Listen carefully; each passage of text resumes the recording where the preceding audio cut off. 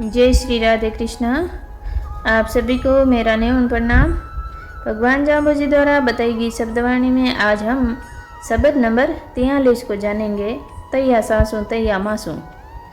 लक्ष्मणनाथ योगी के एक शिष्य ने भगवान श्री जाम्बोजी महाराज से कहा कि लक्ष्मणनाथ बाल योगेश्वर है, इनकी योग शक्ति अपार है, ये किसी स्त्री का मुंह तक नहीं देखते, हर तरह की अछूत से बचते हैं। उस योगी की बात सुन गुरु महाराज ने उसे ये शब्द कहा, ओम तैया सासू तैया मासू तैया दे दमोई, उत्तम मध्यम क्यों जानी जे, बिवरस देखो लोई, जाके बाद विराम विरासो सासो, सरसा बोला चाले, ताके भीतर सोतल कोई, जाके बाद विराम विरासो सासो बोलो भागो, ताके मूले सोत न होई। यानी हे योगी, सबके शरीर में एक जैसा सांस चल रहा है, सबका एक जैसा मांस है, वैसी ही देह और वैसा ही प्राण है, तब फिर उत्तम और मध्यम का भेदभाव रखना व्यर्थ है। हे लोगों, मानव मानव के मध्य भेद दृष्टि भ्रम का मूल है। जो लोग वाद विवाद में लिप्त है, उनके मन की शांति नष्ट हो चुकी है। वे अशांत मन के लोग ब्रह्मवश ये नहीं जान पाते कि सभी मनुष्य एक समान रस से निर्मित है, एक जैसे हैं। उनके अंदर कोई सूत और कोई असूत तथा कोई नीच और कोई ऊंच नहीं हो सकता।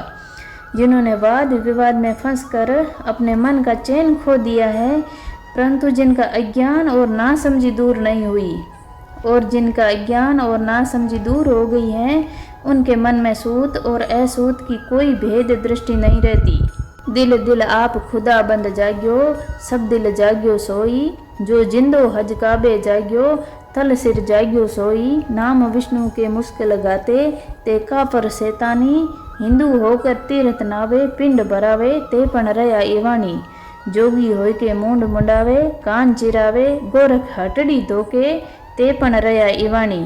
यानी हे लोगों, जो परमात्मा तुम्हारे हृदय में वास करता है, वही परम चेतना सबके दिलों में प्रकाशित हो रही है।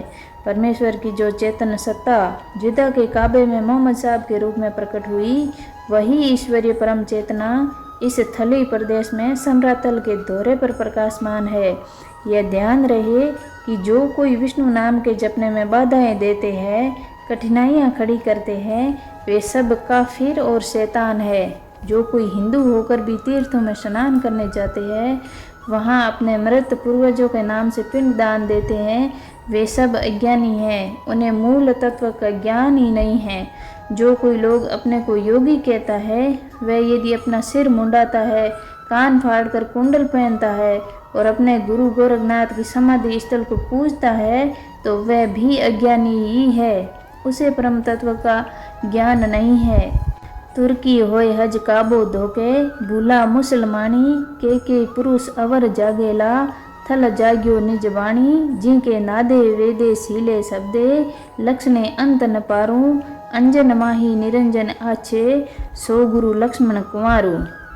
यानी जो कोई मुसलमान होकर मोहम्मद साहब के जन्म स्थान काबे को पूजने के लिए वहाँ की यात्रा करता है, तो वह मुसलमान भी धर्म को भूल गया है, क्योंकि मुसलमान धर्म के अनुसार ईश्वर सर्वव्यापी है।